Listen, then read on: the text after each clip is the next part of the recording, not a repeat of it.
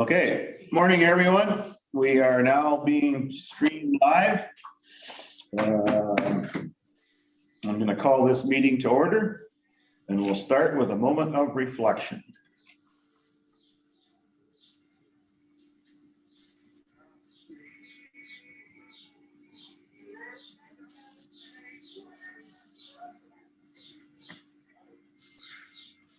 Thank you.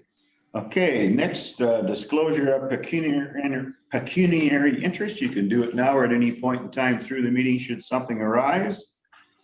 And next we have confirmation of the agenda. And before I ask for a motion, we have a couple little additions and one subtraction. Item 6.1 is delegation on subject 7.2.2, and I believe that's the OPA, the 198. Correct. And item 7.45, and this is enabling accessibility fund mid-sized projects, and this is an application that we can apply for, and John McClellan's going to give a verbal report on that. And we are subtracting 13.1 from the closed meeting, and that's the matter pertaining to position plan procedure criteria or instruction to be applied on negotiations. So that's the changes. Could I have a mover as with the changes in mind? And we have Annette as a delegation. Moved by Councillor Wilhelm, seconded by Councillor Gesenberg. Those in favor? Carried. Thank you very much. Next we have a motion here, and I'm just going to read the motion, and there's lots of them, so I'm sure there's going to be something pulled. Council receives consent agenda items 5.1 to 5.38 and approves the June 17th, 2021 council minutes. Who wants to see anything pulled out of consent agenda? Deputy Warden Agates. 5.8 and 5.9, please. Okay, I gotta write these down. Anything else?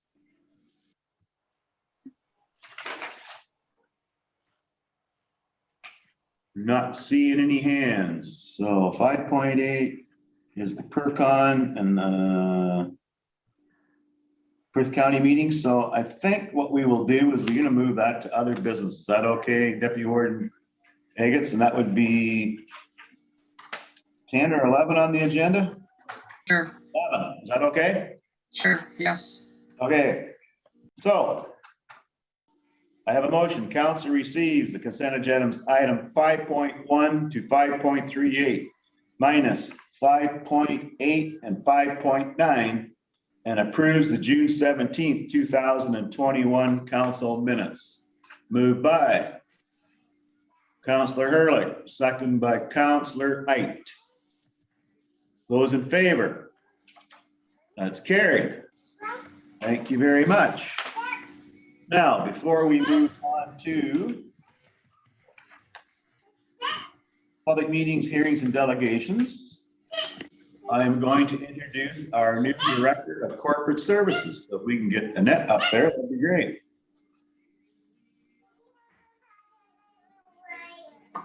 When's her start date?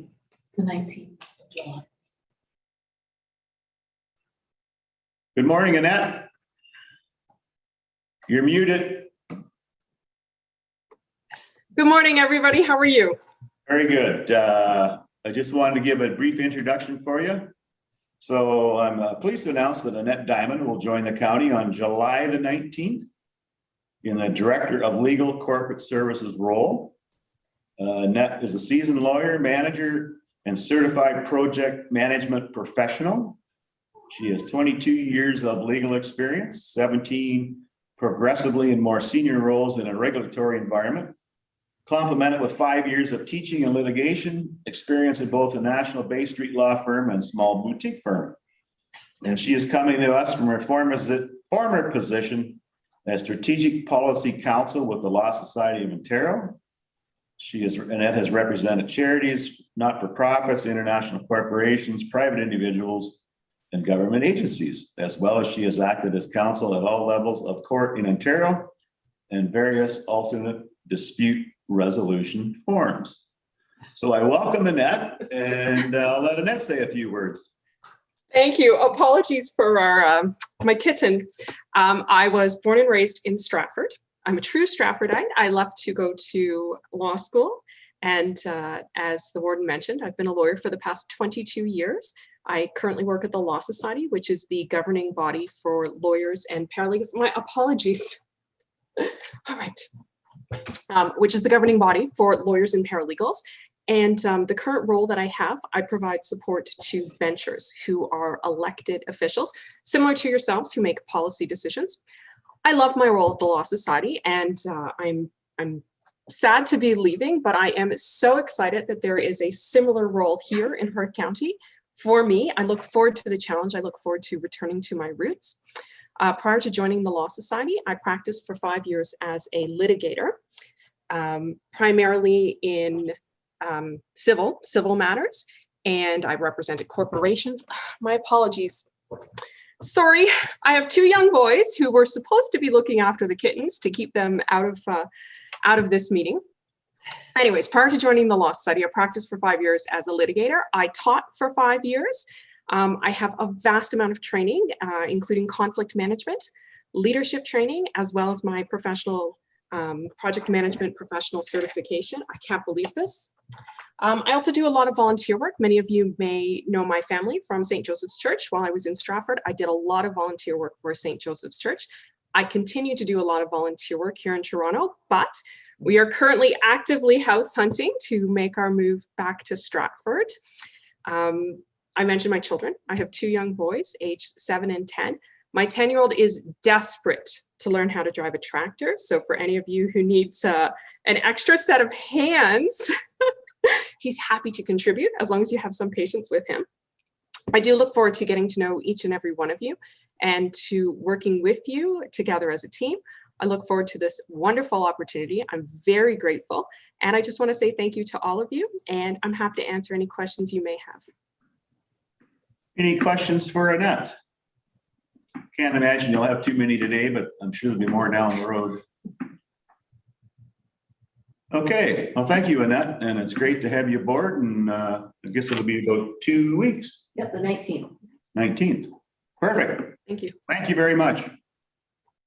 Look forward to having you on board.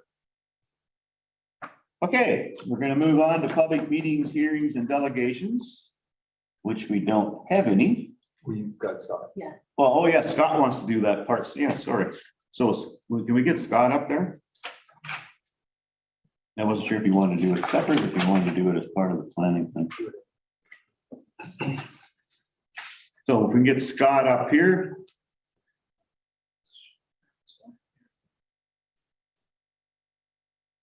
Now there you see his name.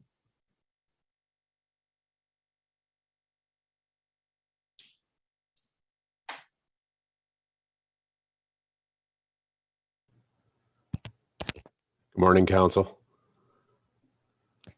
Morning, Scott. You're just going to join by audio? Yes, no camera. I'm rurally located, so it challenges me sometimes. Okay, no, very good. We're good to go. I don't really have a presentation or anything. I was just appearing in support of the OPA for Bach Run Farms, and I won't have anything further to add to Ms. Reed's presentation. But if there are any questions from Council, I'll be happy to answer them. Okay. Any questions for Scott at this point in time? I see a lot of heads shaking no. Double checking the screen again. Some of you people are really dark in the background. I'm having trouble seeing you. Okay, very good. Thanks, Scott. Thank you. Have a good morning. You too. Okay, now we're going to move on to staff reports and 7.1 CAO. No reports. And that's no report, right? Planning. And we're going to move on to planning services. And number 1 on planning services, the request for extension of draft plan approval for the Terrier subdivision file number 10.01. And that will be Sean, I believe.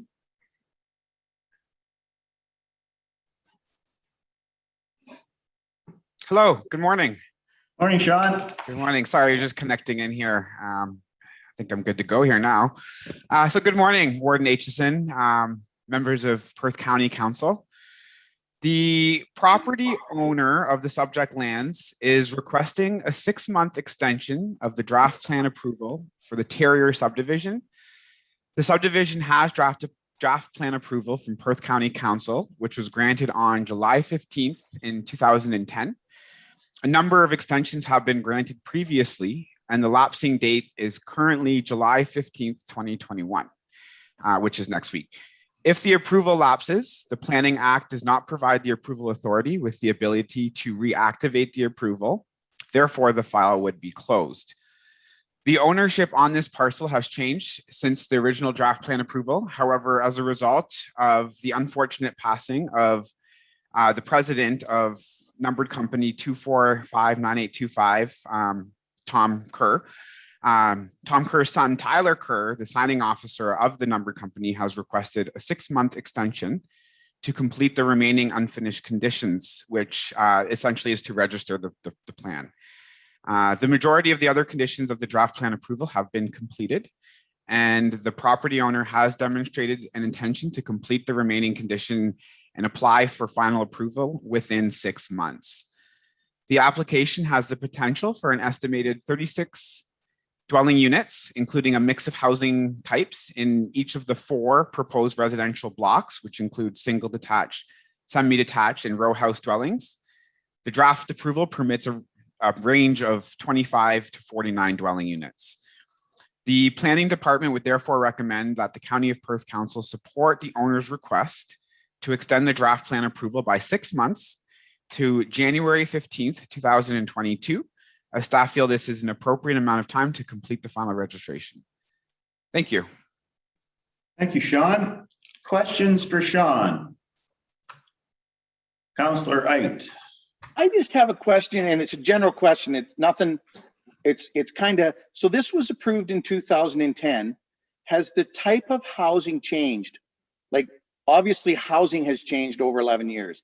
Is this plan still the same as it was 11 years ago? So if I had a plan 11 years ago for all single detached homes, is this one, it's got a mix, it's got a good mix. Do they change? Can we force them to change the density in that when it's 11 years different time? Just a generalization question, Sean.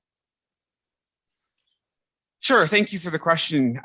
So yeah, this one, they were basically lotless blocks. So the lotting pattern was never actually approved specifically. So it was based on the 4 blocks, and then there was the range, which was, I believe, 26 to 49. And so that gave the developer some, I guess, some wiggle room as to what that looks like as they come for final registration. And so that's what we have in front of us today. Now, to further elaborate on that question, yes, we have seen in some instances that a final registered plan from several, maybe even a decade ago, might be a little bit out of date. That's something that's a little bit more of a challenge to kind of work through. I mean, there is always the opportunity for conversation, but what was approved is usually what comes forward later. But like for this specific plan with the lotless blocks, there was that wiggle room to kind of have something more with today's current climate. Other questions?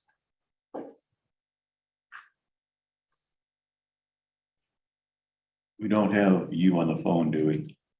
No, he's on his way here. Okay. Yeah. You'll be here shortly. Okay, I have a motion. Perth County Council receives the request for extension of draft plan approval for the Terrier subdivision, file number NP 10-01 by 2459825 Ontario Inc. Report for information, and Perth County Council approve the 6-month extension of a draft plan approval for the Terrier subdivision, file number NP 10-01, part lot 34, concession 1, geographic township of Elma, Victoria Ave South, listable ward, municipality of North Perth, and that in doing so, the draft plan of approval for this development will lapse on January 15th, 2022. Do I have a mover? Counselor Kellen, seconded by Counselor Ait. Last chance for questions or comments. Seeing none, those in favor? It's carried. Thank you, Sean. And we'll move on to the next one. And that is the official plan amendment 198 for Bach Run Farms Limited.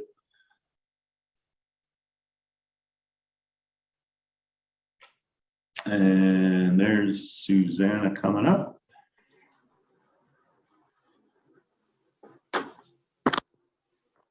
Morning, Susanna. Morning, Warden Aitchison. We're all good to go on OPA 198, so take her away. Thank you very much.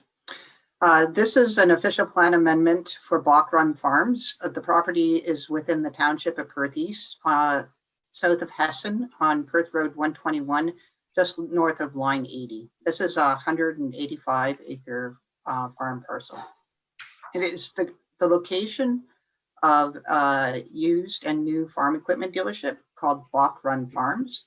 And the property is designated agricultural in the County of Perth official plan and zoned agricultural in the Perth East zoning bylaw.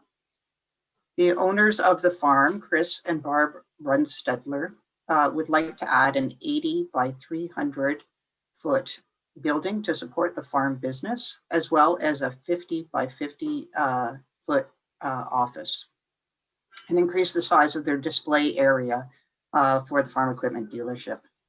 In order to do so, they have applied for a zoning bylaw amendment to change the zoning of the property from agricultural to ACM, which is the Agricultural Commercial Industrial Zone in the Township of Perth East. The Runstedler's home is on the farm, and they would like to include the existing permanent residents in the ACM zone. As the agricultural policies in the Perth County official plan do not permit or do not recognize a permanent house as an accessory use to an agricultural business, they have submitted an official plan amendment in order to request that the house be included in the ACM zone. And that is why the official plan amendment 198 is being considered by County Council today. As the consideration of the farm dealership is a zoning question, I'll just offer some comments with regards to, and the official plan amendment is being considered in advance of the zoning bylaw amendment. It's appropriate to consider the merits of the farm business equipment dealership. So both the PPS and the county official plan provide policies for considering agriculture related use in prime agricultural areas. And these policies allow the consideration of farm-related commercial and industrial uses that are directly related to farm operations, support agriculture, and that are compatible with and shall not hinder the surrounding agricultural operations. So the county official plan requires, of note, I would say that the one policy question with regards to the farm-related business is identified by the county official plan that requires that the amount of land for the agricultural commercial use only include the minimum necessary to support the use and its servicing needs. The applicants have applied for 10 acres to be rezoned in the special ACM zone. And we are working with the Runstedler's consultant, Scott Patterson, who was the earlier delegation, to determine how much land is required for the farm equipment business through the rezoning process. So that summarizes comments with regards to the farm business and the ACM zone. I'll now turn more directly to comments related to the OPA for the permanent residents to be considered as an accessory use to the farm business in the rezoning process. The residence is established and supports both the farm equipment dealership and the agricultural use. There are no minimum distance separation issues with the existing residence, and recognizing the house within the ACM zone will not create any new impacts on neighboring farm operations. No severances are proposed. Comments have been received from the Grand River Conservation Authority, who's provided mapping for flooding just outside of the area to be rezoned. And the Township of Perth East considered the official plan amendment at their June 22nd meeting and have recommended that County Council recommended to County Council that the application be approved. A public meeting was held on June 22nd, and no members of the public appeared or commented. At this point, the Planning Department is recommending that OPA 198 to the county official plan be approved. Thank you, Susanna. Questions for Susanna on this application? Councillor McKenzie.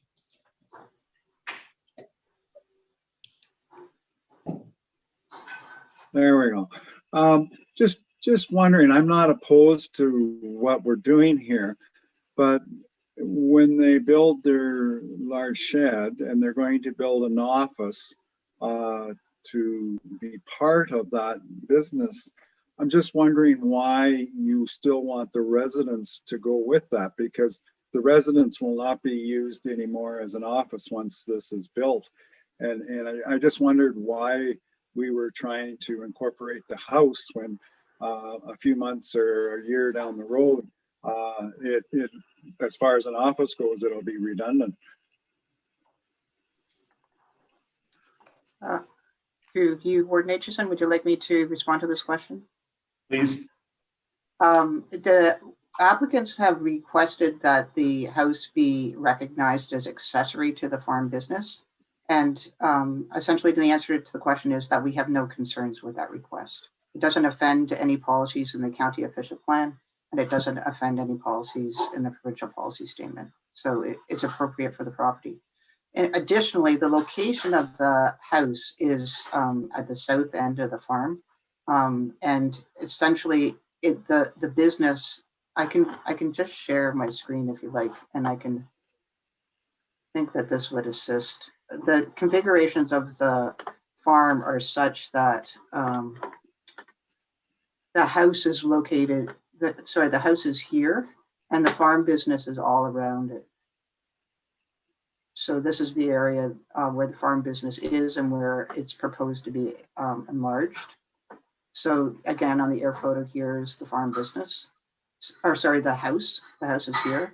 So including the house in the ACM zone makes sense logistically, given the configurations of the lot.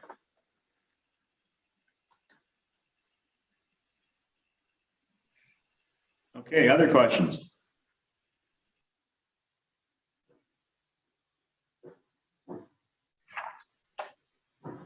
Don't see any hands. Okay, I have a motion here that the council of the county of Perth receive report county official plan amendment number 198 Bach Run Farms Limited, affecting lands described as part lot 15, concession 11, Mornington Township of Perth East, 7614 Perth Road 121, and that council approve the application for an official plan amendment number 198 Bach Run Farms Limited, affecting lands described as part lot 15, concession 11, Mornington Ward, Township of Perth East, 7614 Perth Road 121. Moved by Councilor Deputy Warden Nagin, seconded by Councilor McDermott. And just so you're aware, we now have Councilor McDermott sitting with us here in our room, so we could get connection. Okay, any further last chance for questions or comments on that? Seeing none, those in favor of that motion? That is unanimous. Thank you very much, Susanna. I believe the next one is the official plan amendment to revise surplus farmhouse dwelling policies, and I'm assuming that is going to be Sally. So we'll have to get Sally up on the screen.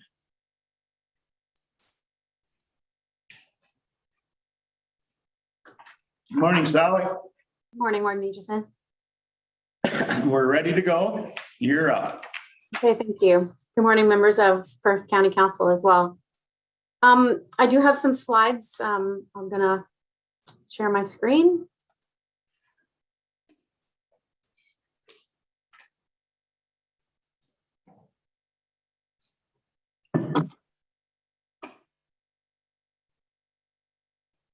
Slides. So far, so good. You're good, Sally. Okay, great. Thank you. All right. So we're here this morning. We're going to have another look at official plan amendment 189. It's the update to surplus farm dwelling policies in the Perth County official plan. We originally, if you'll recall, we embarked on this process in order to respond to members of the community and applicants who were seeking more fulsome use and variety of accessory uses on these residential properties once they are severed. And the other thing that we were aiming to achieve is the removal of the criteria that the dwelling be surplus to a farm within Perth County.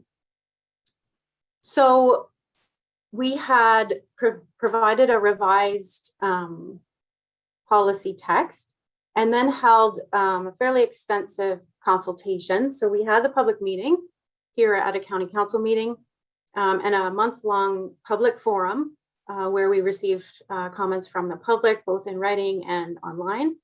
And we spoke proactively with provincial staff to seek their input and insights. And we presented the amendment at each of the lower tier councils. Through that democratic process, what you often find in any democracy is that there are those that endorse the amendment and those that do have remaining concerns. And so that is the case here as well. And in your package, you'll recall seeing endorsements from West Perth, Perth South, Perth East, the Perth County Federation of Agriculture. And in the report that we reviewed together several months back, members of the community have also provided endorsements. There are, however, some remaining concerns for some members of council in North Perth. And those concerns are related to minimum size of the lots that are created through this policy, the planning authority's jurisdiction to limit the keeping of livestock in agricultural zones, the way we measure farm consolidation, and permissions that the amendment would afford for folks to work from home that would have a small business potentially in buildings other than the dwelling. The amendment itself updates the policy, as I said, to remove the requirement for the surplus dwelling to be rendered surplus to a farm that's within the county. We found over time the utility of that was waning, and the official plan amendment activity on that to permit the dwellings to be surplus to farms outside the county were consistently approved. So that remains in this amendment. And also what we learned through the consultation was that, and when we did additional research as well, and the consultation itself was quite beneficial to the amendment. And what we have as a result is the removal of the prescription generally in the text for the official plan. And the removal, therefore, of the prohibition on certain accessory uses to allow for a variety and to allow for the zoning bylaws implemented at each lower tier to offer provisions to ensure that those accessory uses continue to be secondary. And if an individual municipality wished, they could simply not permit certain accessory uses. So what we aimed to achieve, I believe, is certainly adherence to the provincial policy statement and the direction there to really aim for minimum size and achieve the limited amount of farmland coming out of the retained parcels as possible. And we wanted to be able to find a balance that helps us in Perth County to protect this incredibly valuable resource we have of the prime ag lands here, and a balance between that and also meeting the needs of the community. So we can see across Ontario that surplus farm dwelling policy really does have a spectrum of the way it's exhibited out there and the way it's practiced. And what we're aiming to do with this amendment is find the right fit for Perth County, find our place in that spectrum. And so with that in mind and the amendment text before you in the report, I offer you this recommendation that the amendment be approved. And I am here for any questions that the council may have. Thank you. Thank you, Sally. We can go back to the other screen. Perfect. Questions for Sally? Councillor Kazenberg. Good morning, Sally. Thank you for your report and for all the work that's been done over months on this. I guess my obvious question is that at Monday's North Perth Council meeting, there were some questions and matters that remained outstanding. And certainly we acted with due haste to try to get those to you.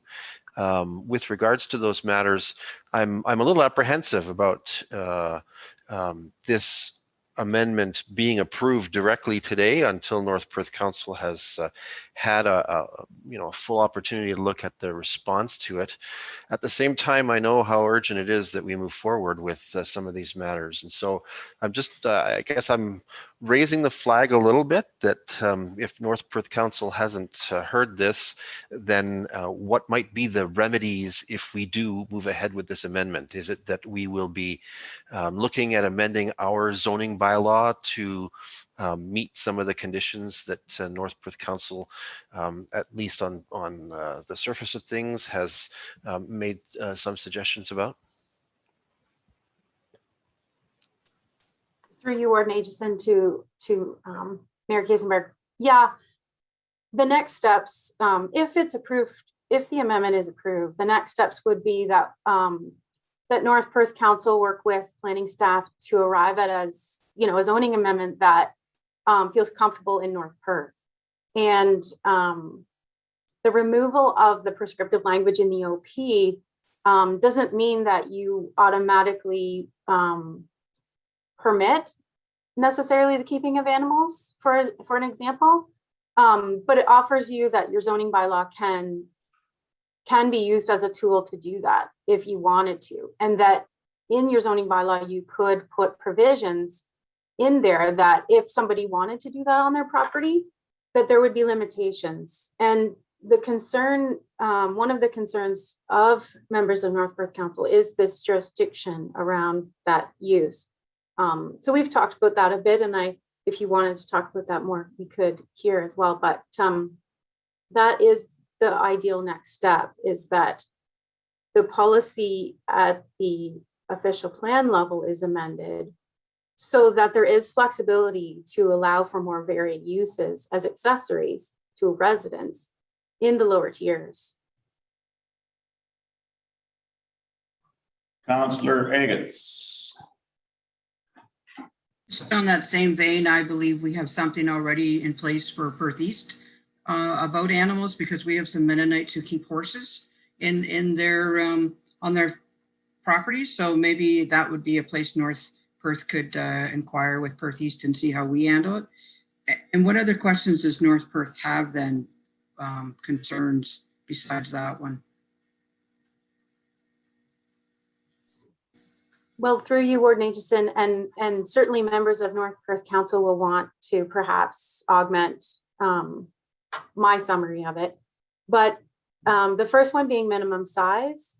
And I think it's related to accessory uses, that the concern that if we don't prohibit them, if we don't prescribe, certain things that are allowed and leave off other options, that whether it be existing building stock or future, that future or proposed ideas that people may have, that somehow or may contribute to the size of the property, the size of the severed lot being larger than what some might consider minimum.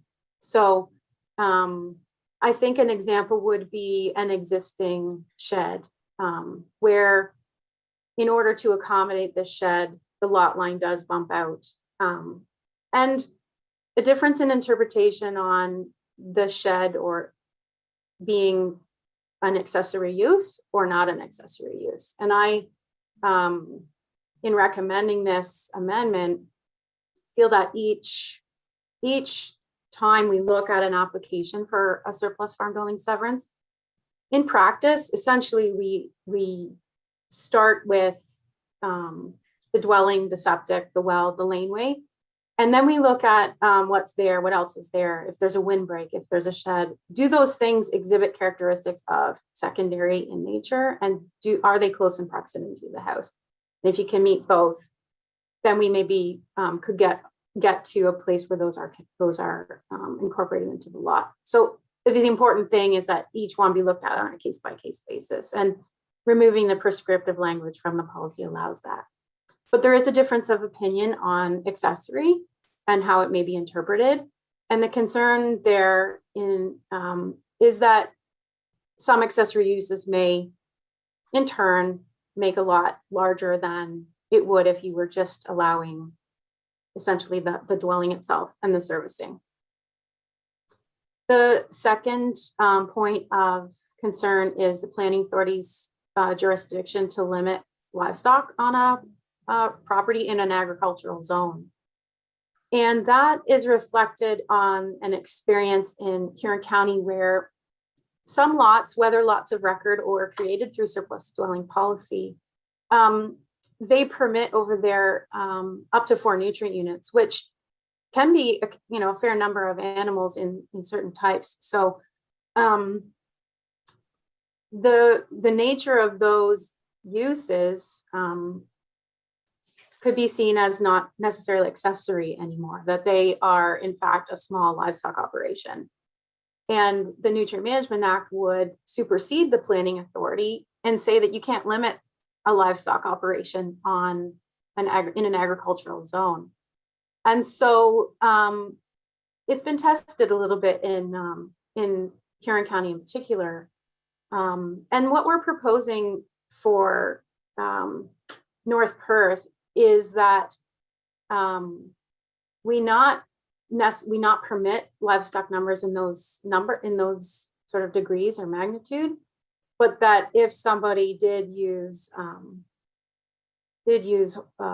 horse-drawn modes of transportation, or they wanted to have some backyard chickens, or they wanted to have a 4-H calf or what have you, that they would be able to do that if they, living in a rural area, that would not necessarily present conflicting land use in those small numbers, and that there is a way through zoning to recognize that as a non-commercial use, that it could be interpreted as not a livestock operation.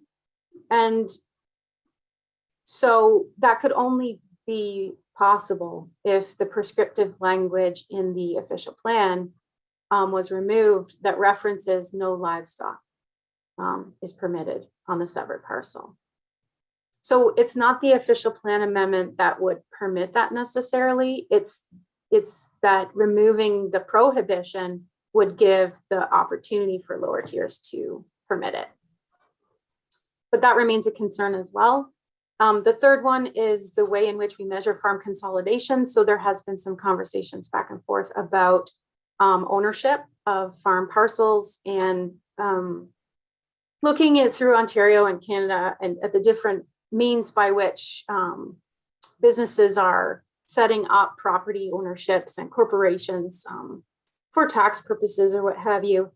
And that we see lots of different organizational types as applicants, and that our job is to look deeper and measure whether or not the majority of ownership is held commonly, so by the same person, on both the farm containing this surplus dwelling and the farm that it's surplus to.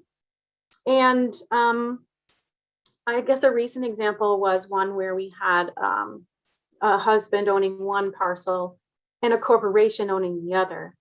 And the corporation was 100% owned by the wife. So in a sense, the husband owned one property, and the wife owned the other property.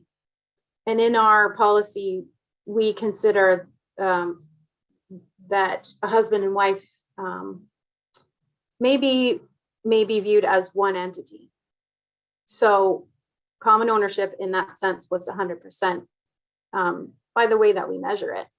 And that started some conversation in North Perth about the different ways in which we see ownership displayed and how we measure it.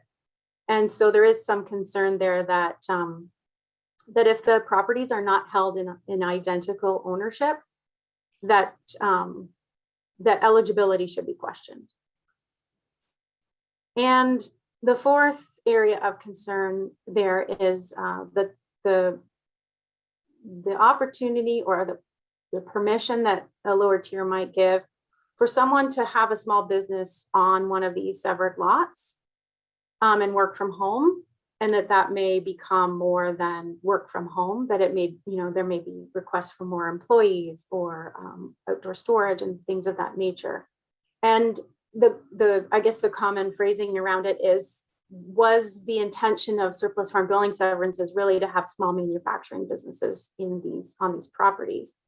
And the answer that I have to that is that fundamentally, I mean, some places refer to that as a home industry.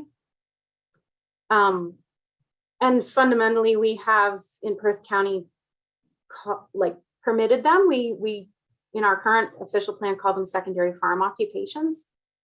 And the intention there was that that folks in the rural areas would be able to sort of optimize their property to augment their incomes and to augment farm incomes.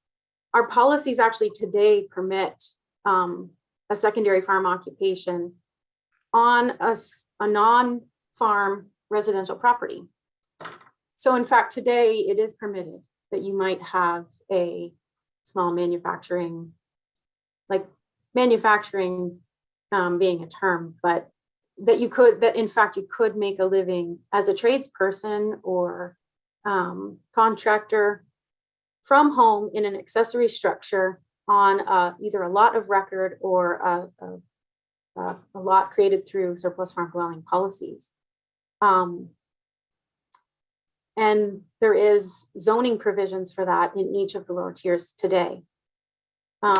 So we originally looked at this amendment as permitting home industries, but when we looked a little deeper, we realized that it's possible to achieve that today.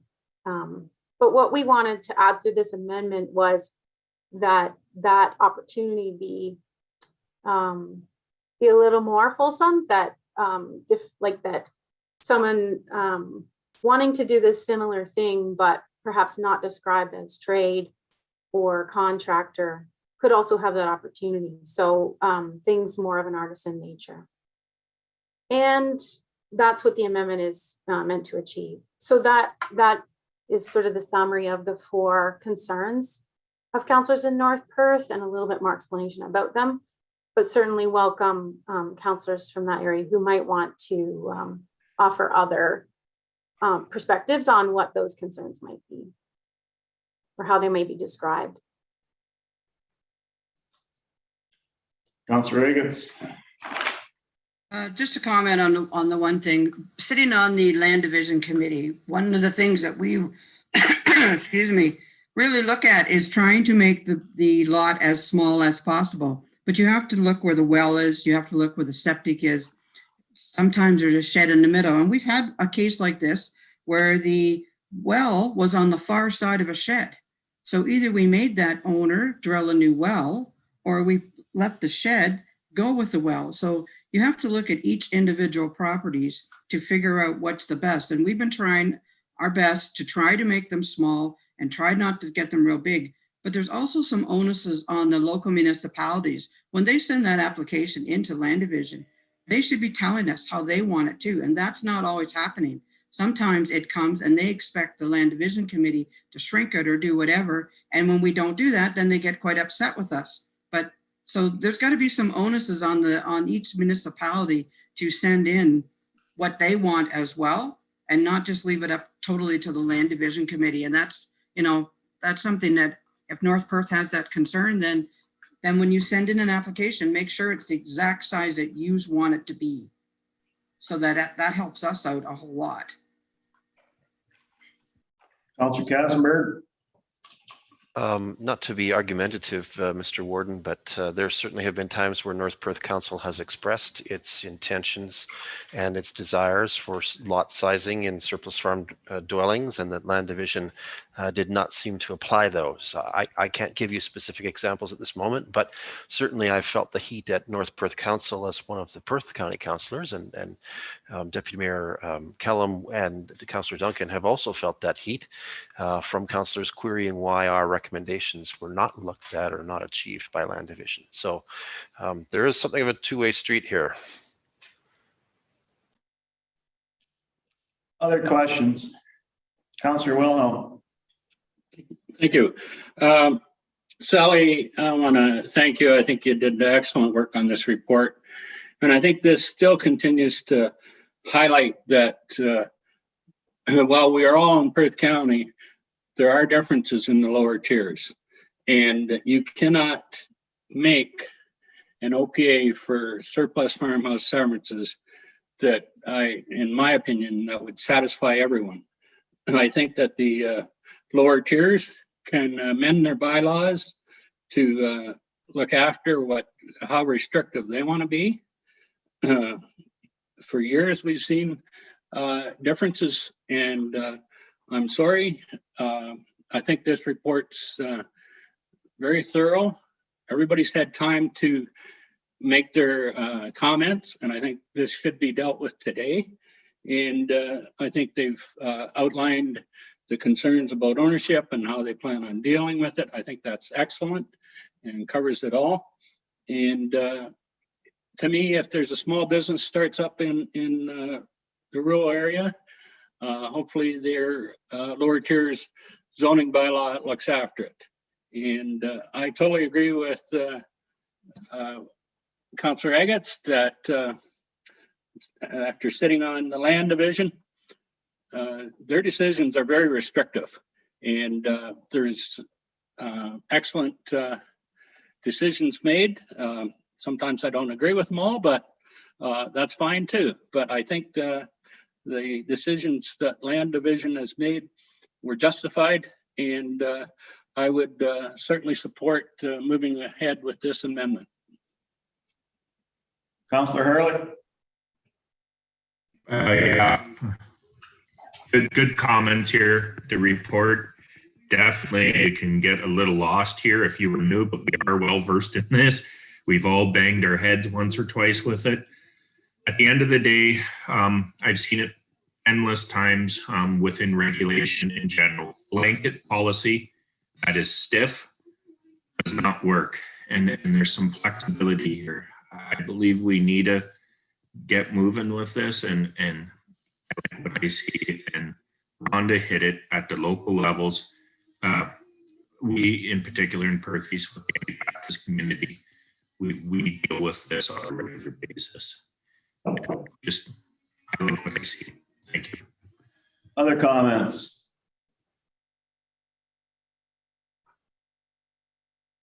Not seeing any hands. I have just a little comment, Sally.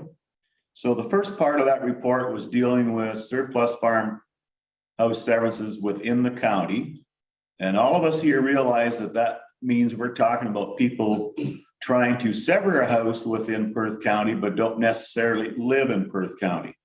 They'll maybe be in Middlesex and want to do one in Perth South, or one in Erin County in West Perth, or Oxford County, or Regional Waterloo in Perth East. should that be strengthened to indicate that the owner does not necessarily have to live in Perth County as long as it is a surplus farmhouse? Just a comment or a thought. Yeah, thank you for the question. What the policy does by removing that requirement is then makes, like, that was in addition to demonstrating farm consolidation. So if we remove that requirement that the farm it's surplus to also be within the county, then what we do is we rely on the definition of farm consolidation and farm operation. And we therefore have to look at whether or not the farm operation coming forward is demonstrating that they own two properties with two houses and that they're being operated as one business. So in addition to showing us ownership of the property, it has to be that ownership is also associated with a farm business that is conducting that business on both properties. So in effect, what happens is we don't restrict this opportunity, I guess, to sever a farmhouse by where the farm operation conducts its business necessarily. And in doing so, we accept that some farm businesses cross political boundaries with their land holdings, and that some of them, in fact, are, sometimes farther apart. They're not necessarily adjacent or across the road or even within the same concession. So by removing it, and we are saying we're going to look at the farm operation itself, and we're going to allow for different types of farm operations to apply for this. Some that have land holdings that are spread apart, some that have land holdings that cross political boundaries. So I think your question was, if we're going to remove this part, should we add something else that would describe or characterize a farm business, a farm operation as a criteria? And I could go and consider that. But my recommendation today is that we look at the farm business at the time that the application is made and consider whether or not they're conducting business on both of these properties as one operation. And if they are, then they meet the definition put to us from the provincial policy statement. Okay, thank you, Sally. I just asked that because usually interpretation is 9/10 of the law. People might look at that and interpret that two different ways. That's the reason I asked the question. Okay, last chance for questions or comments. That was a good explanation, by the way, Sally, for me. Thank you. I have a motion here. Perth County Council receives the OPA number 189. Proposed official plan amendment to revise surplus farm dwelling policies, report for information, and Perth County Council adopt OPA number 189 to amend the Perth County official plan. Moved by Councillor Wilhelm, second by Councillor McKenzie. Last chance for comments or questions. Those in favor? That's unanimous. Perfect. Thank you. Thanks, Sally. And moving on, corporate services. And first we have the forestry tree inspectors report. Tyler, you're doing that? Thank you. Through the wording before council is the May 2021 forestry inspectors report provided by Marvin Smith, the Perth County forestry inspector. There were 4 inspections as a response to the submission of NOIs and 1 inspection in response to a request from a homeowner. The information is detailed in the report. Should there be any questions, please let me know and I'll pass them on to Marvin. Questions for Tyler, either to be passed on to Marvin or perhaps Tyler can answer them. Not seeing any. I got one quick question. Can't be that easy. One of the reports said many undersized trees were marked according to good forestry practices. Another one of the ones said, no cutting of undersized trees was observed. I want to know how cutting of undersized trees is a good forestry practice. Just out of curiosity. Because we try to save all our small trees for climate change and everything else. So I just wondered what the differential was there. Through the warrant, I will get a response from Marvin and provide it to council. Perfect. And I have a motion, Perth County Council receives the May 2021 Forestry Inspector's Report for information. Moved by Councillor Kazenberg, seconded by Councillor Wilhelm. Those in favor? It's carried. And next we have the invasive Phragmites report. And John McClellan's going to do that one.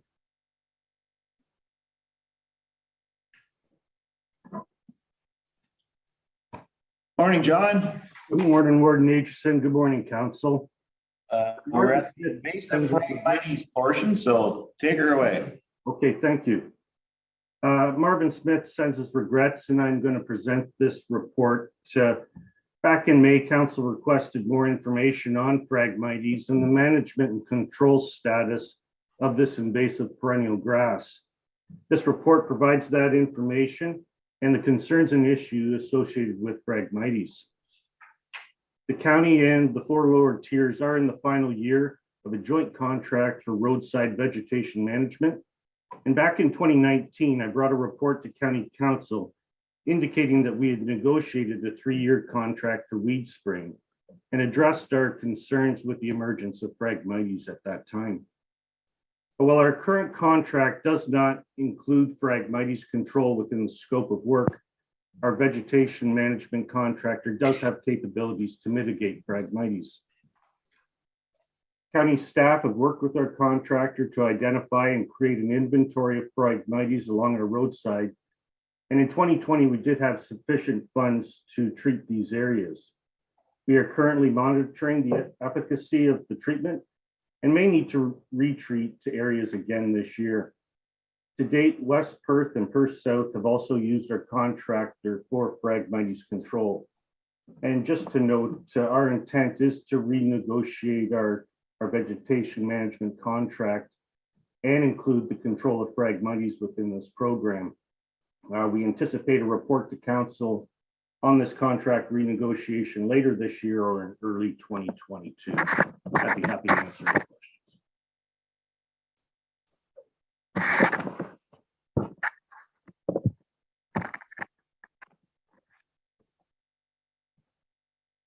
Okay. Questions for John? Your hand up, Councillor Wilhelm? No, that's your chair. Everybody seems to be in a dark background this morning. Kind of having trouble picking up some of you. No questions for John? I have a motion. Perth County Council receives the invasive Phragmites in Perth County report for information. Moved by Councillor Kellum, second by Councillor Higgins. Those in favor? It's carried. Thank you. John, you're up for a bit here, so you got the joint accessibility issue to deal with. If you want to give that, and I added that to the agenda as a verbal report. To some degree. So we're going to do the joint accessibility, which is going to be Sean. Oh, no, that's joint accessibility. That's Sean. Sorry. I was thinking of accessibility on the other one. Yeah. You're not on right away, John. Sean. Thank you, Warden Aitchison. Through you to council, the report's before you, but I do have a brief slide deck to run through just to cover a high-level overview of the 2020 Joint Accessibility Plan update, and as well as a general sort of accessibility services activity update. So just bear with me here.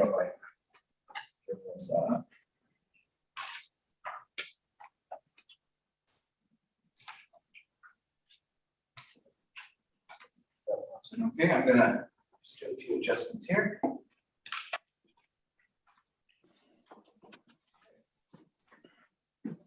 So over the last year, Legislative Services Division at the county has taken on the role of providing accessibility services to the county and for the volunteers. So this basically includes supporting and developing policies and procedures, helping to ensure our services and facilities are accessible, supporting AODA compliance, and training and acting as a resource for any concerns or questions that may come up regarding accessibility, and also, of course, to provide support to the Joint Accessibility Advisory Committee, or the JAAC.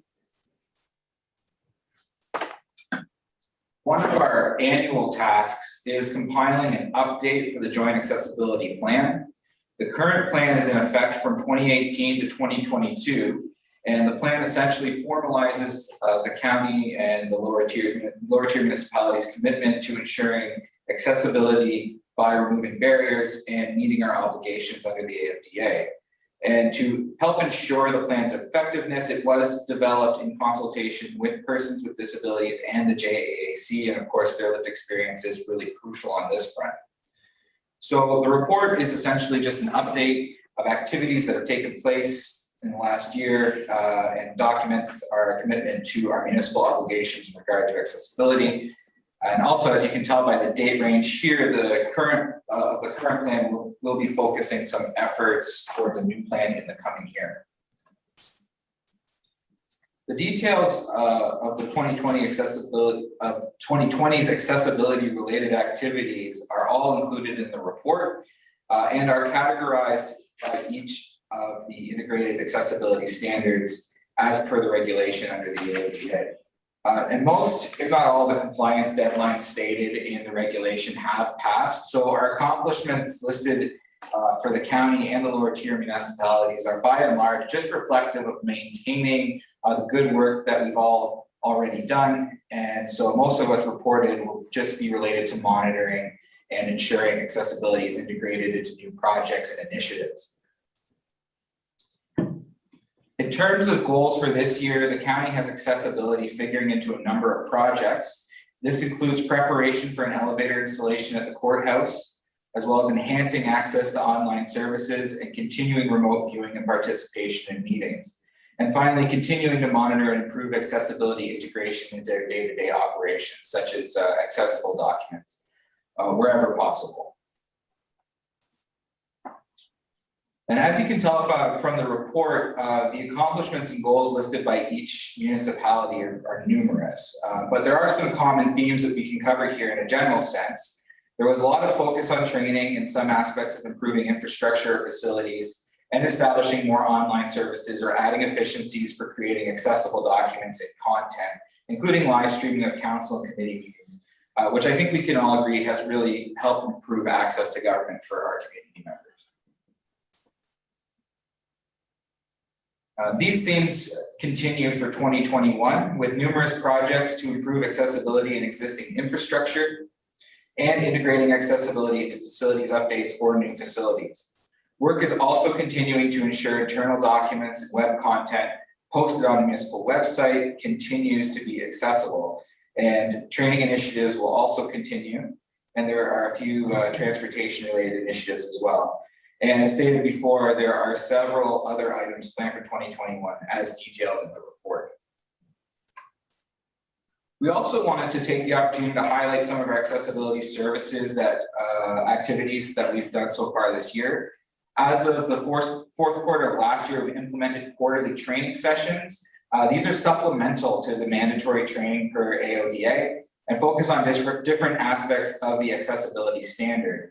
And the main goal of these sessions is to highlight some key areas as well as common threads across the accessibility standards to ensure we continue to meet our obligation under these standards.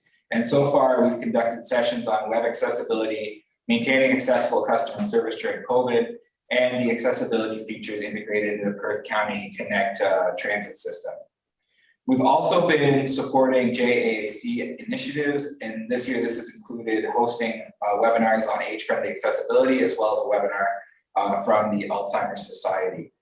And as always, we've continued to support the JAAC to facilitate site plan reviews and provide clerking services for meetings, etc. And of course, we've also had the opportunity to work with county and lower tier staff on an ad hoc basis as sort of an information resource whenever we've been needed.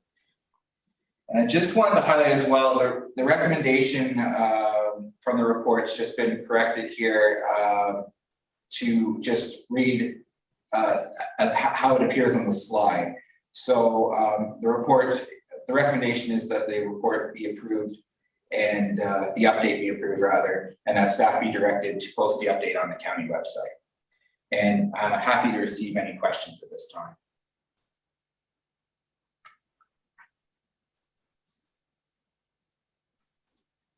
Great report, Sean. Thank you. Questions for Sean? Not seeing any hands. He's not got his hand up.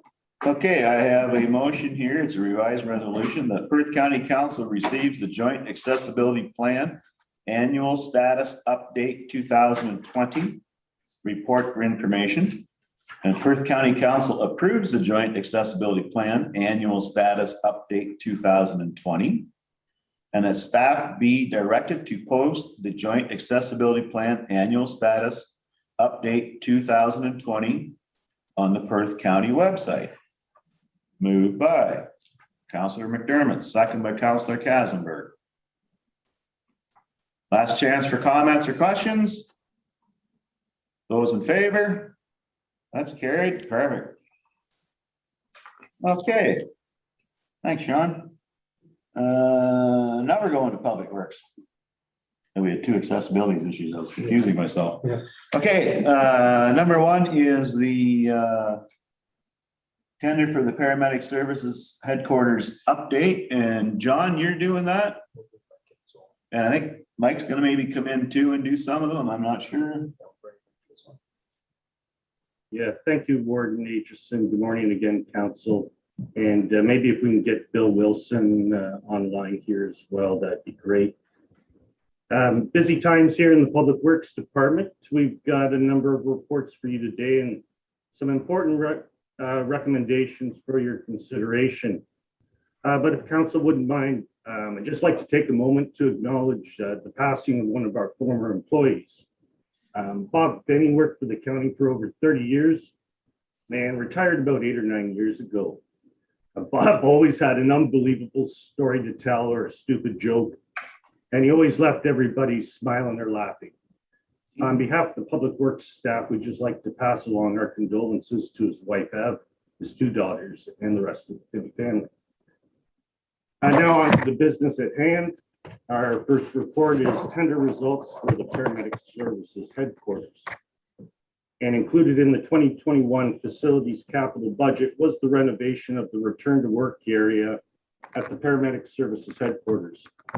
Changes in that department structure required the creation of the community paramedicine team and the COVID-19 protocols have all contributed to the need to renovate this area for better operational effectiveness.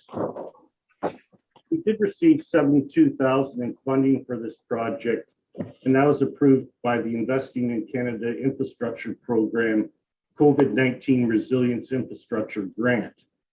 The requirements of this to take advantage of the funding is to complete the project by December 31st, 2021. This tender closed on Monday, June 21st. We had a number of plan takers, but only 3 submissions. Low bid was from Avero Constructors at $108,900 plus HST. This low bid is well above the budget estimate and available funding. And the higher cost is due to pandemic impacts such as the lack of available contractors and certainly rising material costs. Reference checks have indicated that the contractor has completed successful projects with similar scope and size. With this low bid, our total project costs are estimated at $128,900 plus HST. We are recommending to move ahead with this project to take advantage of the funding, and the remaining $52,900 would be funded from the facilities capital reserve. Currently, that reserve has a balance of $2.33 million, and I'd be happy to take any questions. Questions for John? Or Mike or Bill. We got all three of them.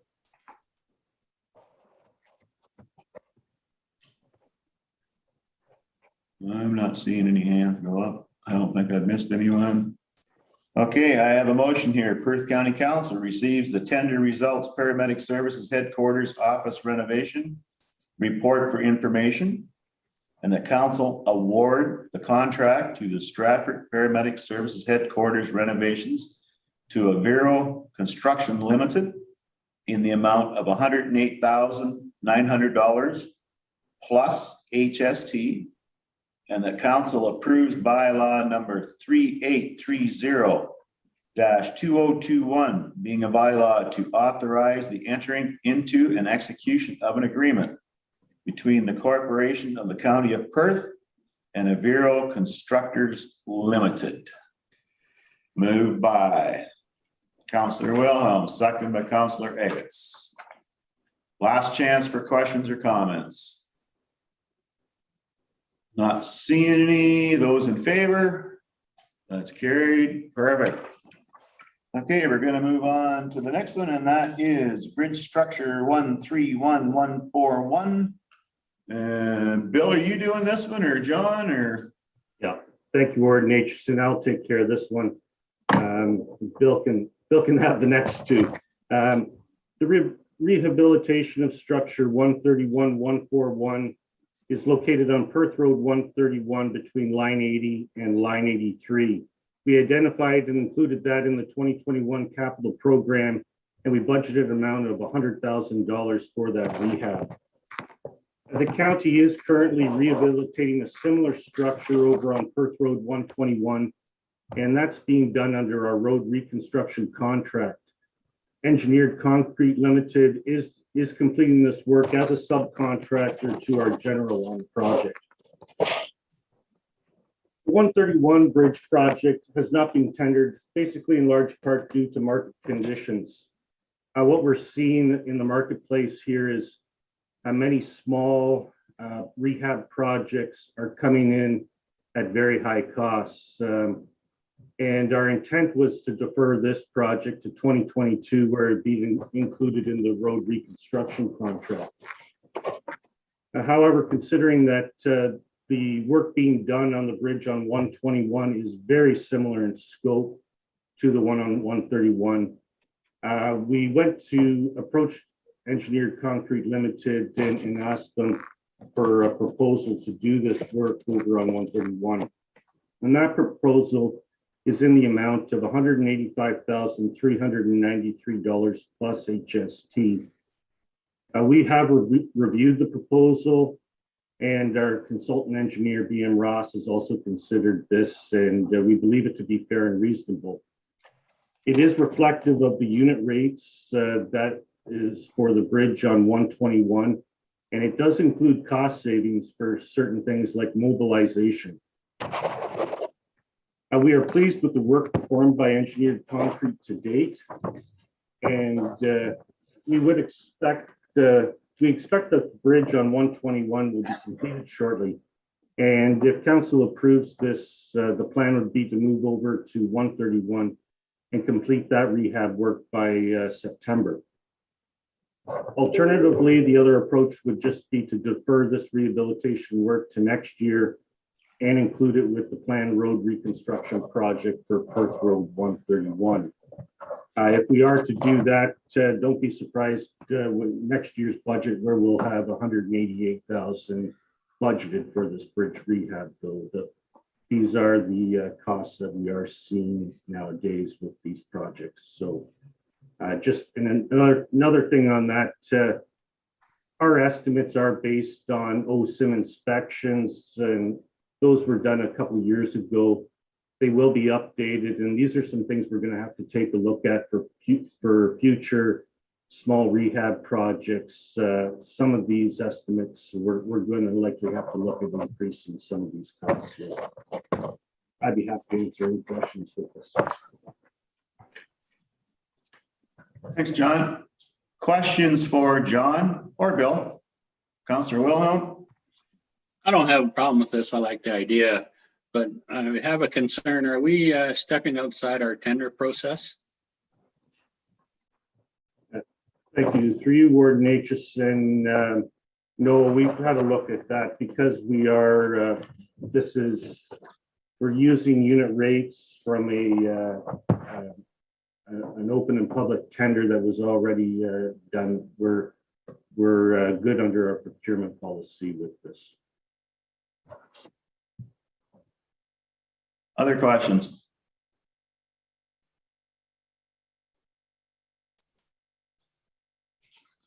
Not seeing any hands.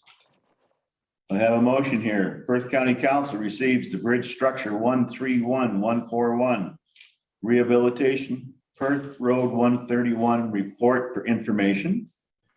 And Perth County Council retain Engineered Concrete Limited to complete the rehabilitation of structure 131141 for the proposed price of $185,393 plus HST, and Perth County Council approved bylaw number 3829-2021, being a bylaw to authorize the entering into and execution of an agreement between the Corporation of the County of Perth and Engineered Concrete Limited.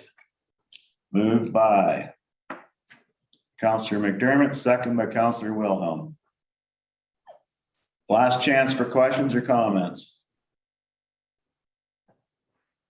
Don't see any. Those in favor? That's carried. We're going to move on. And next is the designated school areas. And apparently, Bill, you get to talk now. Yeah, I'm just going to do a little bit of a preamble, if you don't mind, Warden Aitchison.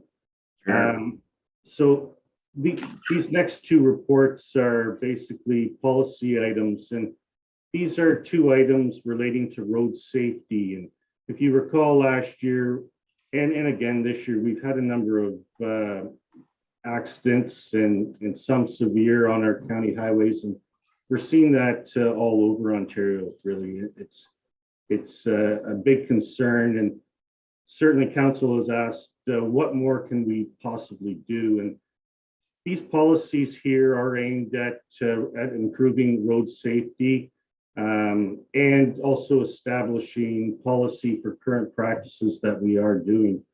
So these two reports that are before you today, arise out of certainly some things that we have received within our department as far as correspondence, and also earlier in the year with the school zones, we received correspondence through the consent agenda. So again, this is very important for us to create these policies. I know we told council we were going to start a sort of a master transportation plan for the county here this year. We're probably just going to scratch the surface of that in 2021, but these policies will go a long way for our department and for the risk management of the county. I know our staff and a number of councillors did participate in a risk management seminar there put on by, I believe, our insurance provider. And certainly road safety is one of the big concerns here. So having these policies will certainly help us with our risk management in the future. And with that, I'll let Bill Wilson take it away. Morning, Bill. Morning. Morning, council. Thanks, John, for the prelude there. The first report we have in front of you here is with regards to the school area, the school zones on our county highways, particularly those that are within an 80-kilometer speed zone. As John mentioned, we have over the course of this year and certainly previous years received correspondence from the school boards, school councils, and just with concern regarding the rate of speed through some of these areas. Acknowledging that enforcement falls on the police department, we're still looking at doing what we can to enhance safety through those zones. We have 7 school zones that are in a 80-kilometer-hour speed zone that we are looking at implementing enhanced safety measures, which would be the flashing beacons. There's a picture, an image in the report there that are timed to flash and then reduce the speed through the school area down to 60 kilometers an hour, particularly in the morning and afternoon when the turning movements and the traffic entering and exiting the schools is at its peak.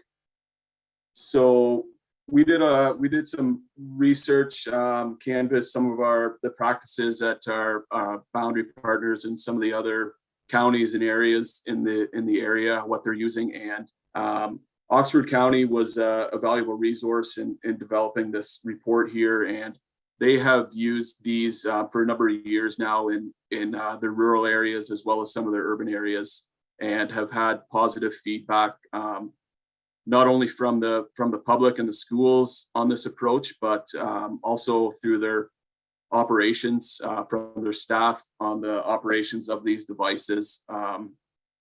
They do need to be programmed annually ahead of the school year so that they are consistent with days where school may be out, whether it's a PA day or Christmas holidays, March break, that sort of thing. So we are looking at, as I mentioned, there's 7 sites there. They're listed within the report and also shown on the attached map. And we would be looking at a budget amendment to fund this undertaking in the amount of $84,000. And if there's any questions from council at this time, myself or John are here. Okay, thanks, Bill. Questions for Bill or John?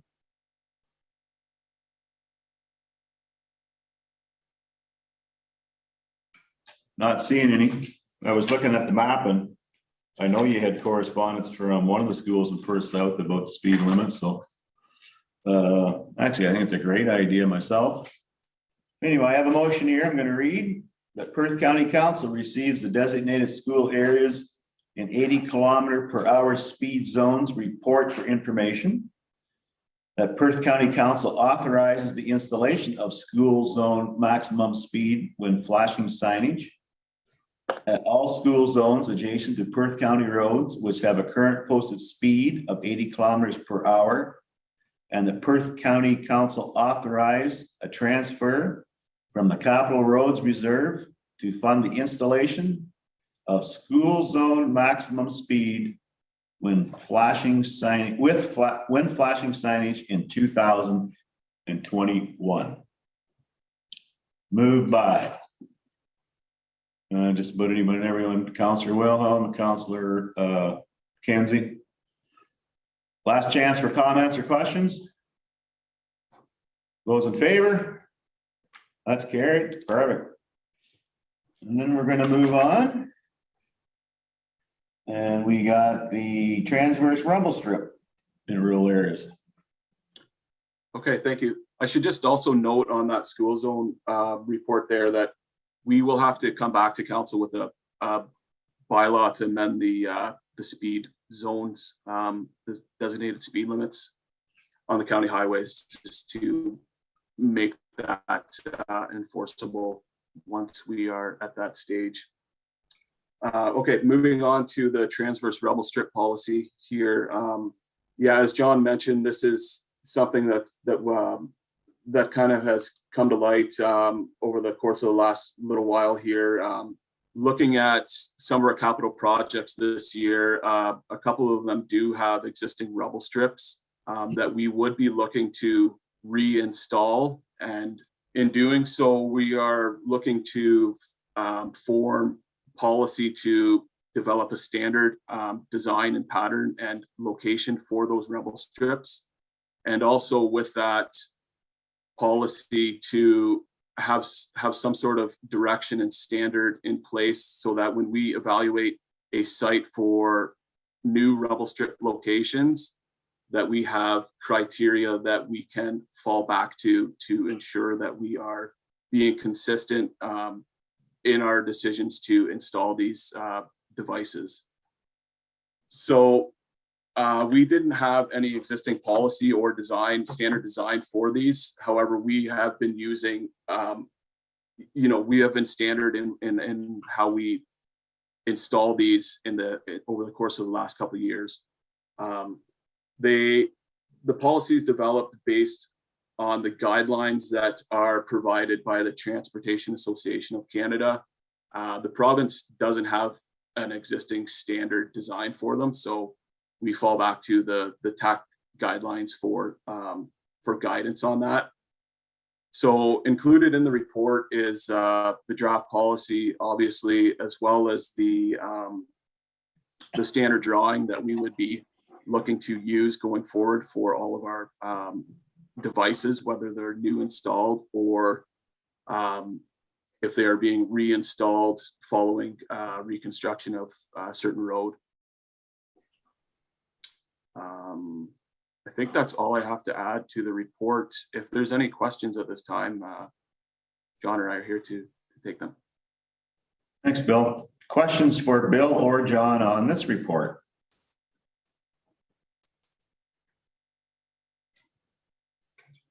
Councillor McKenzie. There, did it again. Just more of a comment in your report on gotta look here. I think it's on page 228 of our agenda, and we talk about consideration that goes along with the rumble strips, and we talk about the oversized stop sign and the oversized stop ahead sign with the red flashing lights on. My pet peeve is I would really like the county to look at and consider what has been done in some of the neighboring counties with regards to the stop signs. And I know I'm a little off topic here because we're talking about rumble strips, but the LED lights that they put around the stop signs and the stop ahead signs, I think are really effective. You can see them far further ahead than what we see the red flashing light. So I just saw an opportunity here that to put that plug in for that. And I would really like us to have a look at that and maybe implement that on some of the major intersections that are causing us problems.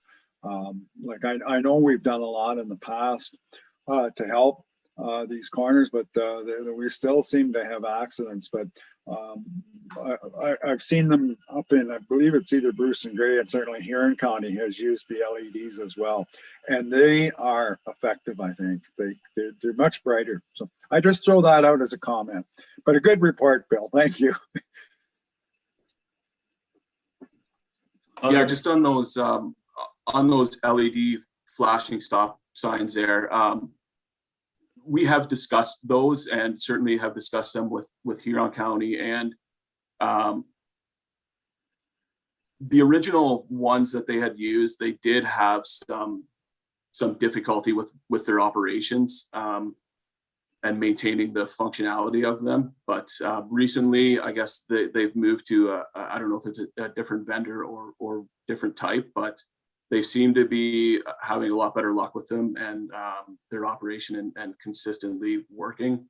That was just one sort of thing that we had cautioned about is if we looked at using those types of devices and then found them to be malfunctioning at any certain time, we wanted to make sure that that's something that we had taken care of before, pursuing that any further. But other questions? John, you got a comment? Yeah, if you don't mind, Warden Aitchison, just one thing with this particular policy. I know in the past, I've brought some reports to council regarding road safety, and when rumble strips have come up, certainly on township roads, approaching a county roadway, we've always sort of left the rumble strips to be the decision of the township or the responsibility. So this report actually goes against that particular, our previous sort of stance on that. And what we'll be looking at now, because we control the intersection, we will be looking at installing rumble strips on township roadways should they meet the criteria. So that's something that we can look at moving forward. And just one thing with both of these reports before you today, we've done extensive work with our boundary partners, looked at what they're doing, and we've certainly discussed this with our local municipalities. So I know one in particular is very happy with this rumble strip policy coming forward. Daryl, you had a question? I do there. I apologize if you hear a dog barking. I've got a thunderstorm here and oh my Lord. Anyways, it's been interesting the last 5 minutes. Anyways, do you find you catch yourself where those transverse rubble strips, the 200-meter setback from a house? I know a couple intersections in particular where they sure would be nice, but there's housing there. It's a real tough one, that's for sure. I mean, as much as they vibrate and make the noise, these intersections, true, when the trucks are gearing up and they're making loud noise and Jake brakes on top of it already. I guess we don't know, but I know myself, I wouldn't mind those rumble strips if they were 50 yards from my house. It wouldn't bother me. I know they would. I'd sleep right through them and get used to it. But hey, I understand, there's criteria we got to follow. It's just, I already looked at Jake brakes and trucks gearing up. Is it that much different? Has there ever been, what would I say, a noise study comparing a truck gearing up or Jake brakes as opposed to the rumble strips? And man, there's a few spots where we could use those and I think it would help. Other questions? Just a quick question for John and Bill. So these rumble strips kind of all come to a head a little more lately because of discussion on line 36. Are those rumble strips 200 feet back or 200 meters back from that house? Yes, Warden, those ones on line 36, they're at 135. They meet this policy as far as the pattern and the setbacks from the existing dwellings and the depth of the strips as well. So perfect. And one other quick question, this has to do with rumble strips, but it does have to do with road safety. So since we got our stoplights running on our boundary road with Wellington, have we had any reports of any accidents or anything there since? None that we're aware of. no, none that we're aware of. I know there's been some feedback, but it's more so regarding the timing and the sequencing of the lights, and Wellington County's been adjusting those based on some feedback. Okay, great. Okay, I have a motion here. Perth County Council receives the policy for the use of transverse, rumble strips in rural areas, report for information. And Perth County Council approved policy number V11 PW-1.03 regarding the use and design of transverse rumble strips. Moved by Councillor McKenzie, second by Councillor Eggetts. Those in favor? Carried. Perfect. Thanks, Bill. Thanks, John. We got, now we have 7.4.5. Back to the other accessibility issue. And John, you're going to give us a verbal on that? Yes, thanks, Warden Aitchison. Staff were recently notified of a federal funding opportunity through the Enabling Accessibility Fund. This funding is for medium-sized projects with the funding allotments ranging from $350,000 to $1 million. The courthouse elevator project would meet the eligibility requirements for this funding stream. And under this funding requirements, Projects would not start until April 1st of 2022, and or any costs incurred before that date would not be subject to funding. Deadline for this funding application is July 29th of this year. And it's expected that the review and outcome of the application would be approximately 18 weeks after submission. So we're looking probably in and around November. Just so council is aware, the current elevator project is in the tender phase. The closing date is July 23rd. And barring any major addendums or delays, staff do anticipate reporting our results to council at the August 5th meeting. Because of the timing doesn't jive with a lot of this, I reached out to legal and procurement advice from the county's lawyer. And should council wish to wait for the outcome of the funding application, it would be advisable to immediately cancel the tender for the courthouse elevator project. Now, once the funding outcome is decided, the project could then be retendered, and we would still only include the 2 pre-qualified contractors. If we did receive funding, the tender process would then be aligned for a project start date on or after April 1st, 2022. And I'd be happy to answer any questions. Questions for John? Comments? Councillor Wilhelm. I think it would be advisable to put the tenders on hold and see what the results are of the funding request. Other comments? Councillor McKenzie. Unmute. Did it again. I would agree with Councillor Wilhelm. I think that this is too big of an opportunity to overlook at this particular time. Other comments? Yeah, I just got this information sent to me here about a 3 weeks ago, John, and I flipped it on to John as soon as I got it. I honestly do believe that if we have the chance to get $1 million, it's worth waiting for. That's a lot of percentage tax increase that you don't have to bear to your ratepayers. You know, we may not be successful, but there is a lot of elections coming up, and apparently we're more successful right now than normal.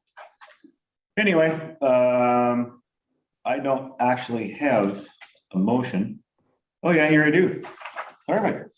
I have a motion here. Perth County Council receives the Enabling Accessibility Fund mid-sized project verbal report for information, and that staff take the necessary action to participate in the Enabling Accessibility Fund mid-sized projects funding stream, and that Perth County Council directs staff to cancel the tender for the courthouse elevator project.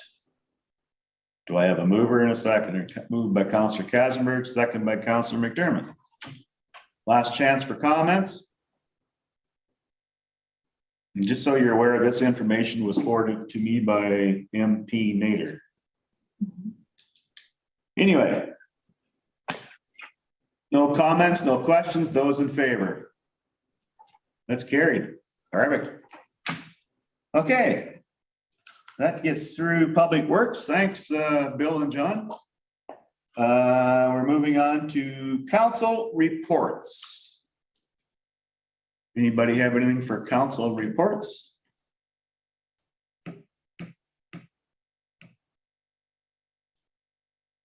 Not seeing anything. I'm just going to put a little plug in. The Listowel Agriculture Society's been chatting with me lately, and most fairs are canceled. But the Listowel Agriculture Society are going to run a couple, 3 events, and good for them. Keeps the interest in the community, and I'm pretty sure that their one, being the fireworks, is going to be maybe more attended than they anticipate because there's been such little fireworks. And I'm sure their roast beef drive-through dinner is going to be a huge success as well. Anyway, just passing that on for anybody who might be interested in partaking in that. Okay, anything else? Don't see anything. Bylaws. So I have bylaw number 38272021 be read a first, second, and third time and passed on this 8th day of July 2021, and that is regarding to the OPA 189. Oh, yeah. Yep. Okay, that's the bylaw 198, OPA 198. I need a mover and a seconder. Moved by Councillor Wilhelm, second by Councillor McDermott. Those in favor? That's carried.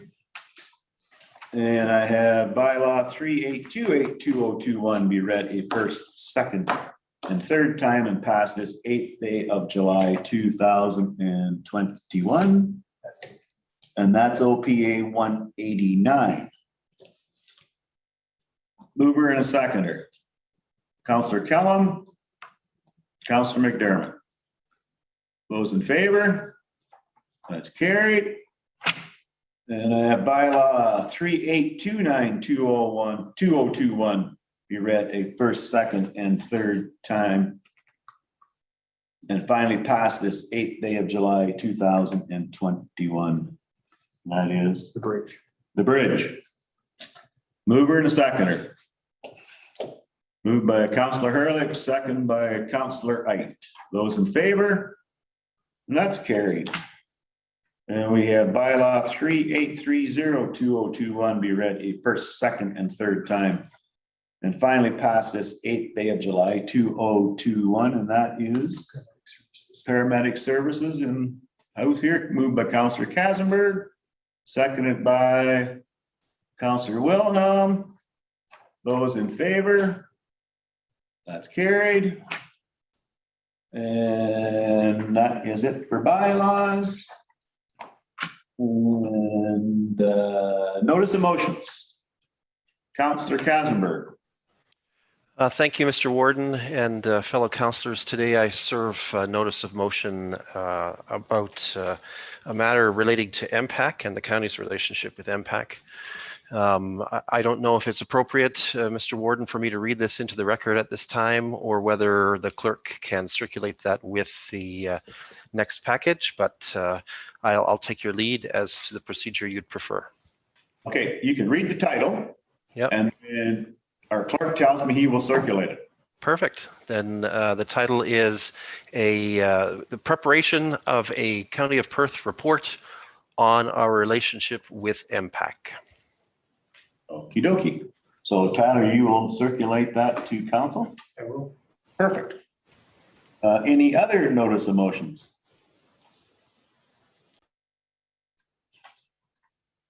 Okay, seeing no hands.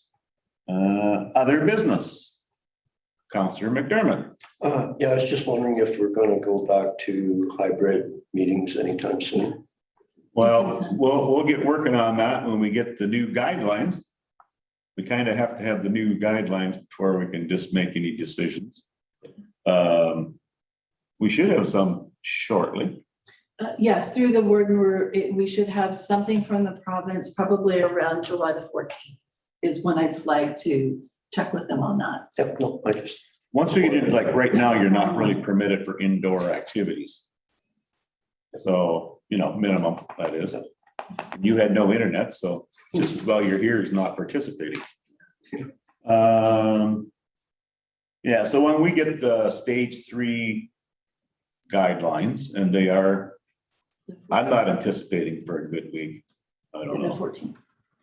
Well, that's what they say, but I got a meeting on the 16th. I'll have a better handle on it. Okay. Put it that way. Consent items. Yep. I think that point, we can go to that. So now we're going to other business. And we're going to go back to the 2 items drawn out of consent agenda. And I believe that was 5.8 and 5.9. And that was Perth East, Perth County Council, Perth County Developments Inc. MZO request. And Rhonda, you asked for that, so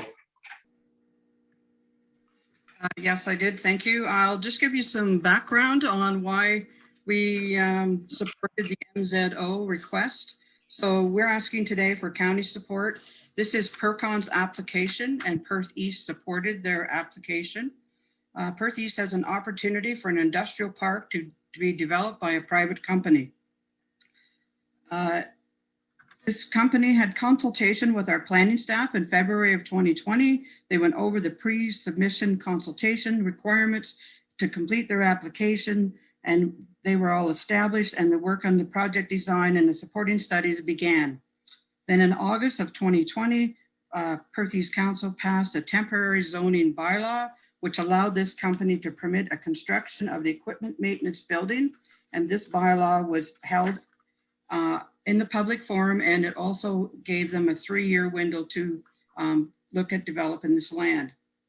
In April of this year, an application for an amendment of the official plan and the draft plan of subdivision supporting studies was presented to County Council, saying that, and County Council staff said that the application was not complete, even though they handed in all the recommendations of requirements that from the preamble meeting that they had. And at that time, we were told that an alternative approach to amending both the county and the Perth East official plan was proposed to pursue an expansion of the Milverton urban area. This company has been working a long time to try to get where they need to be. PERCON had done everything that they were asked to for the presentation in the consultation, but somehow the parameters got changed, and PERCON decided to request an MZO. They have many interested companies who want to come to this, their development. They have 67.7 acres, and right now they have every spot filled but 6.5 acres. Because the official plan is taking so long to be done and get finished, they cannot wait for that to happen. They want to move forward, and we in Perth East want to move forward as well. Good planning is having multiple businesses in one place instead of driving them all over the municipality for its infrastructure. This development not only benefits Perth East, but all of Perth County. It brings in businesses, opportunity to expand businesses. Economic spinoff is great for the whole county. There is a need. PERCON already has several businesses, as I said, who want to be in this industrial park, and we ask for your support on this matter. And I would move that we at Perth County support the resolution presented from Perth East. okay, so I have a mover. Do I have a seconder? Councillor McDermott has got his hand up. Questions or comments? Councillor Kasenberg.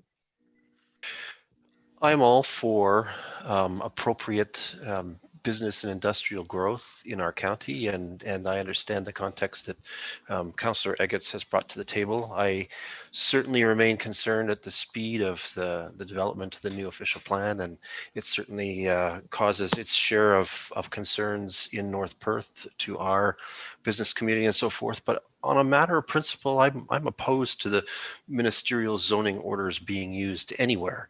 And so I won't vote in favor, but it is not a function of me wanting to support the development. I just think that more work may need to be done, and perhaps the appropriate measure is for our planning staff to regroup unless there are irreconcilable differences, and work closely to facilitate this in the appropriate fashion. Other comments or questions? Councillor Hurley. Well, of course, being from Perth East, I'm well versed in this as well. You know, it's very interesting. Our hands have been tied here. Public consultation regarding the natural heritage study is a big thing. I probably about every other week somebody contacts me on that, where it's at, where we're going. Are you watching that? Yes, I am. Official plan. There's different areas. Shakespeare. There's a couple. There's just people everywhere asking what's going on. And people are wanting to have public meetings, not Zoom. They want to come in. And at this point, I have to tell them my hands are tied, and they're like, I understand. So here we are, you know, we've lost businesses in around Milverton who have pulled out and left, wanted to stay, we couldn't support. And here we are, we have no clue at this point when we're going to be able to get all our public consultations done and get some input on this natural heritage. We're so far away from finishing, in my mind. We have to move forward. This is a good development, and I'll leave it at that. Thank you. Other comments or questions? Councillor McKenzie?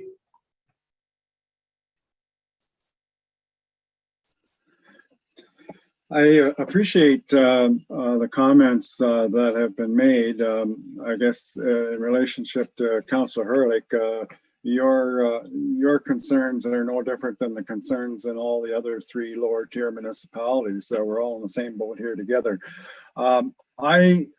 I would like, before we vote on this today, I guess I would rather see this deferred. I'd like to see comments from planning so that I have both sides of the story before I could really make an informed decision and be able to vote on this particular thing.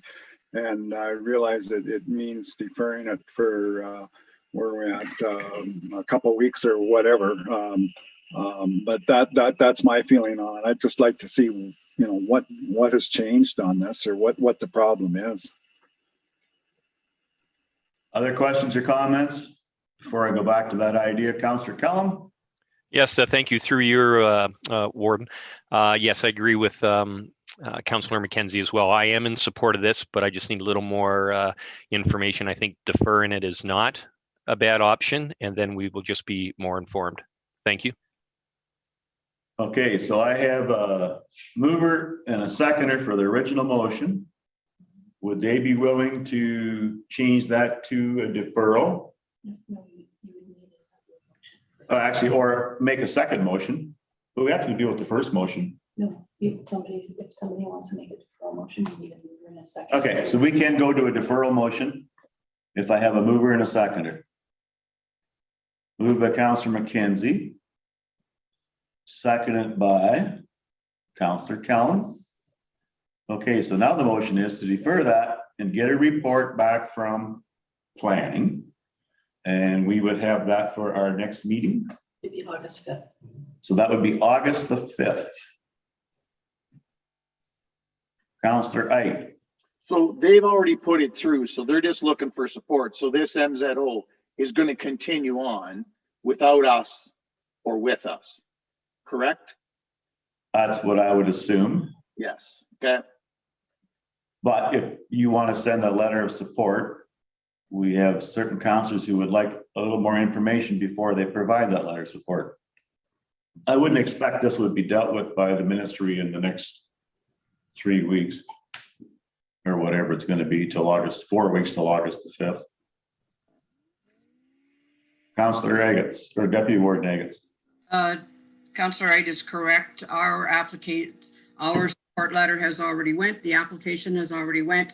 I do have other comments to make, and I would prefer to do them in closed session. So I'm asking that maybe we can table this until we come out of closed session and I can shed some more light on what is going on. Okay, well, actually, we've got a motion to defer at this point in time, so I'm gonna have to deal with that. Councillor Hurley? That motion deferred. Can I not table that, the deferral till we come out of closed? I believe she can. I think you can, but I'm just gonna double check.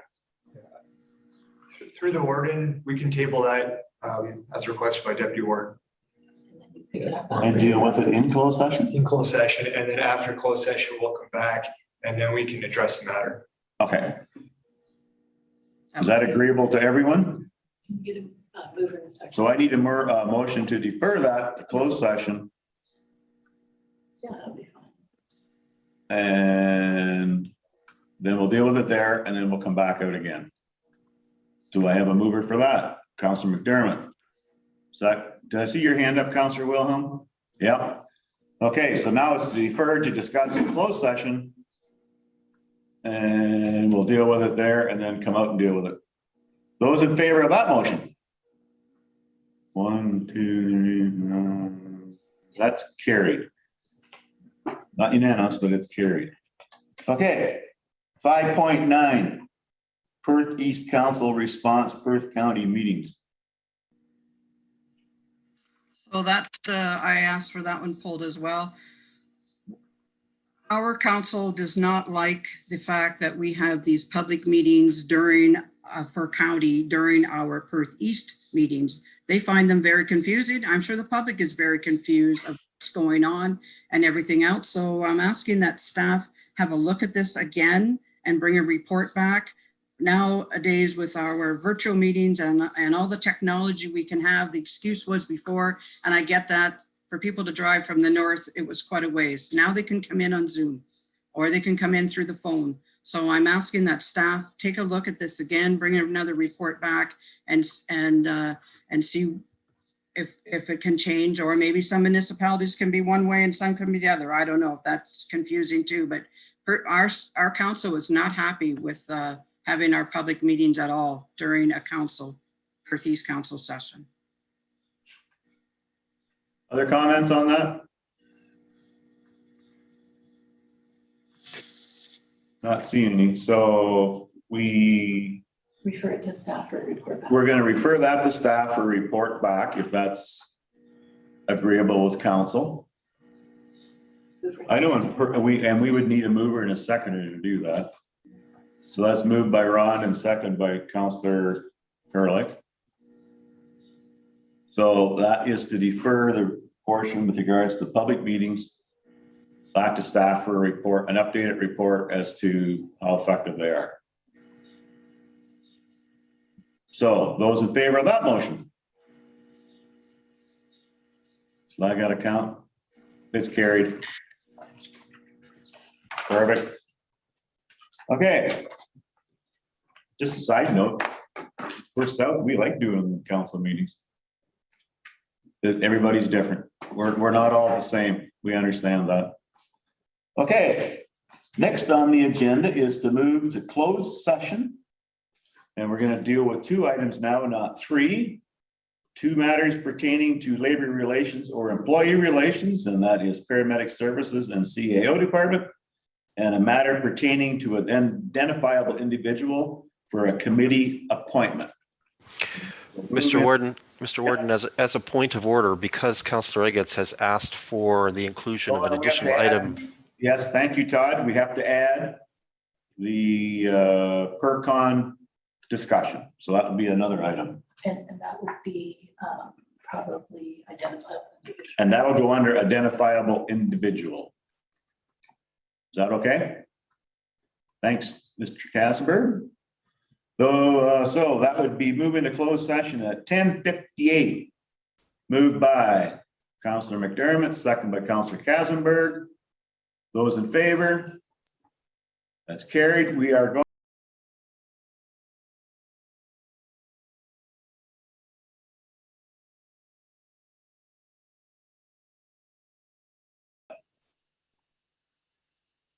Okay, Tyler. So through the wording, this is the table item 5.8, Perth East, Perth County Council, PERCON Developments, Inc., MZZO request. So the motion would be that Perth County Council take from the table item 5.8, Perth East, Perth County Council, PERCON Developments, Inc., MZO request. And did we have a mover and a second for that? We need one. That's what we're looking for. We need a mover and a seconder for that at the moment. Councillor Kassenberg. Councillor Eggetts. Questions? Those in favor? Carried. Next, we need a motion to. So through the wording on the floor right now is the motion to defer. So it was moved by Councillor McKenzie and seconded by Councillor Kellum.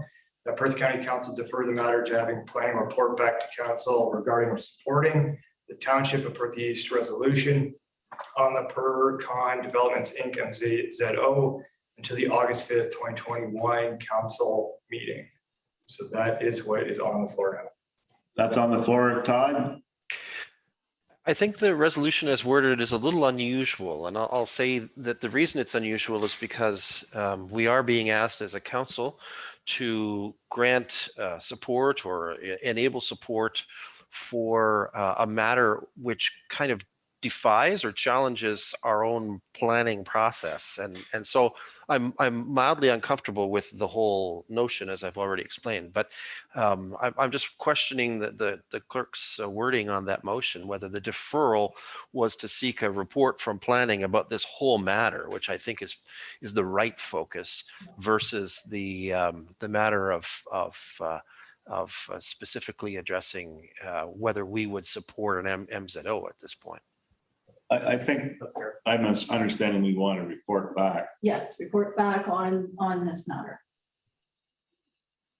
And then, sorry, through the board, and then once the report comes back, council is informed, and then they would consider the letter of support. Is everybody okay with that? So we have a motion and a seconder. Those in favor of that motion? That's carried. Perfect. Now we're going to move on again. And confirmatory bylaw. I have a motion that bylaw 3831-2021 being a bylaw to confirm the proceedings of council of the Corporation of the County of Perth at its regular meeting held July the 8th, 2021. Be read a first, second, and third time and finally passed July the 8th. 2021. Moved by Councillor McDermott, second by Councillor Wilhelm. Those in favor? Carried. And I have a motion that the council meeting be adjourned at 12:16. Councillor McDermott, Councillor Higgins. Those in favor? Carried. Perfect. Thank you, folks. It's been a